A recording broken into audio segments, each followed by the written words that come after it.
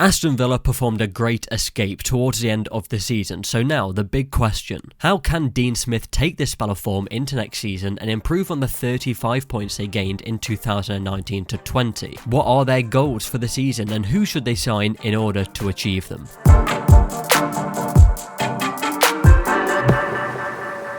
Let's firstly start at this time last year when Aston Villa had just kicked off their first season back in the Premier League. And they were beginning the season after signing 12 new players in the 19-20 transfer window, a much needed overhaul of the squad. A big one with many new additions, and we'd seen with Fulham the season before how it didn't go well for them, so it was a risk. We'll soon discuss how these players have performed throughout the season, but first of all, there is something quite significant to cover. Their sporting director, Suso, the man in charge of the recruitment who handled the transfers made last summer, was sacked. Only a day after Villa secured their place in the Premier League. A big statement by the club suggesting that this summer they'll look differently at the transfer market and be a little more thoughtful in the deals that they complete. We saw that Ben Rama was linked with Villa last year, but no deal agreed. Possibly with different people in charge of transfers, this could be one that happens. But before the new additions, let's look into the season that they've just finished and assess the changes that were made to the way that they play. Come the end of 2019, Villa were 18th in the league, conceding 36 goals, the third worst in the league. Only the freak 9 goals Southampton conceded in one game, meaning that Aston Villa weren't the second worst. We know how important the December period can be in football, and Aston Villa did have a poor one, picking up just 4 points on conceding the most goals that month with 16. When we look at the 4-1 loss to Leicester, we can see how Aston Villa lack any kind of defensive structure and made it easy for Brendan's side to pick up their 8th consecutive league win. This game they set up in a 4-1-4-1 with Nakamba as the defensive midfielder and Douglas Luiz partnering up with John McGinn in the central midfield roles. And with the second goal that Villa conceded, we can see how this became an issue when out of possession because of the positioning of the midfield players. It begins with Soyuncu at the back, and he's able to spot a pass on the left to Chilwell. As he makes that pass, it takes Wesley, McGinn